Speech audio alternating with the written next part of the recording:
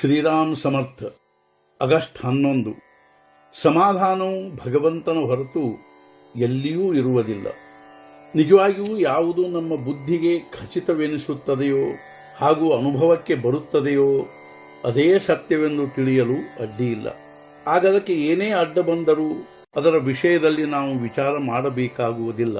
ಆದರೆ ಆ ಸತ್ಯವು ಅನುಭವಕ್ಕೆ ಬರಬೇಕಾದರೆ ನಮ್ಮ ಬುದ್ಧಿಯು ಸ್ಥಿರವಾಗಿರಬೇಕಾಗುತ್ತದೆ. ಈಗ ಜಗತ್ತಿನಲ್ಲಿ ಬುದ್ಧಿಭೇದವು ಬಹಳವಾಗಿರುತ್ತದೆ. ಇಂಥ ಸಮಯದಲ್ಲಿ ಮನುಷ್ಯನ ಬುದ್ಧಿಯು ಸ್ಥಿರವಾಗಿರುವುದು ಬಹಳ ಕಠಿಣವಿರುತ್ತದೆ. ಅತ್ಯಂತ ಸದಾಚಾರದಿಂದ ನಡೆಯುವ ಮನುಷ್ಯನ ಬುದ್ಧಿಯು ಯಾವಾಗ ಪರಿವರ್ತನೆಯಾಗುತ್ತದೆಂದು ಹೇಳಲು ಬರುವುದಿಲ್ಲ. ಕೇವಲ ಶಾಸ್ತ್ರವು ಹೇಳುತ್ತದೆ ಎಂದು ಇಂಥದೊಂದು ವಿಚಾರವನ್ನು ಸತ್ಯವೆಂದು ತಿಳಿಯಿರಿ ಎಂದು ನಾನು ನಿಮಗೆ ಹೇಳುವುದಿಲ್ಲ. ನಾನು ಹೇಳಿದ್ದೇ ಸತ್ಯವಾಗಿರುತ್ತದೆಂದು ನೀವು ಅನ್ನಬೇಕೆಂದೂ ನಾನು ಹೇಳುವುದಿಲ್ಲ. ನೀವು ನಿಮ್ಮ ವಿಚಾರದಿಂದಲೇ ನಿಶ್ಚಯ ಮಾಡಿರಿ. ನಿಮಗೆ ಜೀವನದಲ್ಲಿ ಸಮಾಧಾನ ಬೇಕಾಗಿರುತ್ತದೆಯಲ್ಲವೇ? ಈ ಸಮಾಧಾನವು ಭಗವಂತನ ಹೊರತು ಬೇರೆ ಎಲ್ಲಿಯೂ ನಮಗೆ ಸಿಗುವುದಿಲ್ಲವೆಂದು ನಿಶ್ಚಯವಾಗಿ ತಿಳಿಯಿರಿ. ಒಮ್ಮೆ ನಿಶ್ಚಯವಾದ ಮೇಲೆ ಅದಕ್ಕೆ ಯಾರೂ ಅಡ್ಡಬರಲು ಶಕ್ಯವಿಲ್ಲ. ನಿಶ್ಚಯವು ಮಾತ್ರ ಶಾಶ್ವತವಾಗಿರಬೇಕು. ಈ ನಿಶ್ಚಯದ ಬಲವು ವಿಲಕ್ಷಣವಾಗಿರುತ್ತದೆಂಬುದನ್ನು ಎಷ್ಟೆಂದು ಹೇಳಲಿ. ಒಂದು ಊರಿನಲ್ಲಿ 50-60 ವರ್ಷದ ಬುದ್ಧಿವಂತ ಆದರೆ ಕುತ್ಸಿತ ವೃತ್ತಿಯ ಮನುಷ್ಯನಿರುತ್ತಿದ್ದನು. ಮನಸ್ಸಿಗೆ ಬಂದಂತೆ ಪ್ರಶ್ನೆ ಕೇಳಿ ಅಪಮಾನಗೊಳಿಸುವುದರಲ್ಲಿ ಅವನದು ಎತ್ತಿದ ಕೈಯಾಗಿತ್ತು. ಒಮ್ಮೆ ಒಬ್ಬ ಸಾಧುಗಳ ಪ್ರವಚನವು ಅತ್ಯಂತ ಗಂಭೀರವಾಗಿ ನಡೆದಿತ್ತು. ಆಗ ಆ ಮನುಷ್ಯನು ಮಧ್ಯದಲ್ಲಿಯೇ ಎದ್ದು ನಿಂತು, ಓ ಸಾಧುಗಳೇ, ನಿಮ್ಮ ಭಕ್ತಿ ಭಾವ ಬದಿಗೆ ತೆಗೆದಿಡಿರಿ. ದೇಶಕ್ಕೆ ಸ್ವಾತಂತ್ರ್ಯ ಯಾವಾಗ ಸಿಗುತ್ತದೆಂದು ಹೇಳಿರಿ ಅಂದನು.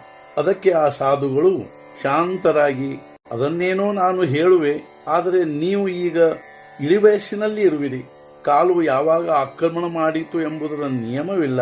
ಅಂದ ಮೇಲೆ ಈ ಪ್ರಪಂಚದ ಉಪಾಧಿ, ದೇಹದ ವ್ಯಾಧಿ ಹಾಗೂ ಮೃತ್ಯುವಿನ ಹಿಡಿತದಿಂದ ಸ್ವಾತಂತ್ರ್ಯ ಸಂಪಾದಿಸಬೇಕೆನ್ನುವ ಪ್ರಯತ್ನದ ವಿಚಾರವನ್ನೇನಾದರೂ ಮಾಡಿರುವಿರಾ ಎಂದು ಕೇಳಿದರು. ಈ ಮಾರ್ಮಿಕ ಪ್ರತಿಪ್ರಶ್ನೆಯನ್ನು ಕೇಳಿ ಆ ಮನುಷ್ಯನು ಸುಮ್ಮನೆ ಕುಳಿತನು. ಆದರೆ ಅವನ ವಿಚಾರ ಚಕ್ರವು ಪ್ರಾರಂಭವಾಯಿತು. ಮರುದಿವಸ ಆ ಮನುಷ್ಯನು ಆ ಸಾಧುಗಳನ್ನು ಭೇಟಿಯಾಗಿ, ನಾನು ಇಂದಿನವರೆಗೆ ನನ್ನ ವಿಷಯದಲ್ಲಿ ವಿಚಾರವನ್ನೇ ಮಾಡಿರುವುದಿಲ್ಲ. ಈಗ ನಾನು ಏನು ಮಾಡಬೇಕು ಎಂಬುದನ್ನು ನನಗೆ ಹೇಳಿರಿ ಅಂದನು. ಅದಕ್ಕೆ ಸಾಧುಗಳು, 2 ವರ್ಷ ಮೌನದಿಂದಿದ್ದು ನಾಮಸ್ಮರಣೆ ಮಾಡಿರಿ ಅಂದರು. ಅಂದಿನಿಂದ ದೃಢ ನಿಶ್ಚಯ ಮಾಡಿ ಮೌನ ಧರಿಸಿ ನಾಮಜಪ ಪ್ರಾರಂಭಿಸಿದನು. ಮೌನದ ಅವಧಿ ಮುಗಿದ ಮೇಲೆ ಮತ್ತೆ ಸಾಧುಗಳ ಭೇಟಿಯಾದಾಗ ಆ ಮನುಷ್ಯನು ಕಣ್ಣುಗಳಲ್ಲಿ ನೀರು ತಂದು, ಮಹಾರಾಜ್, ನನಗೆ ಎಲ್ಲೂ ಪ್ರಾಪ್ತವಾಯಿತು. ನನಗೆ ನಾಮದಿಂದ ಯಾವ ಸಮಾಧಾನವೂ ಪ್ರಾಪ್ತವಾಗಿರುತ್ತದೆಯೋ ಅದರ ಮುಂದೆ ಎಲ್ಲೂ ನಿಸ್ಸಾರವಾಗಿರುತ್ತದೆ ಎಂದು ಅಂದನು. ನಿಶ್ಚಯಪೂರ್ವಕ ಮಾಡಿದ ನಾಮಸ್ಮರಣೆಯಲ್ಲಿ ಎಂಥ ವಿಲಕ್ಷಣ ಸಾಮರ್ಥ್ಯವಿರುತ್ತದೆ.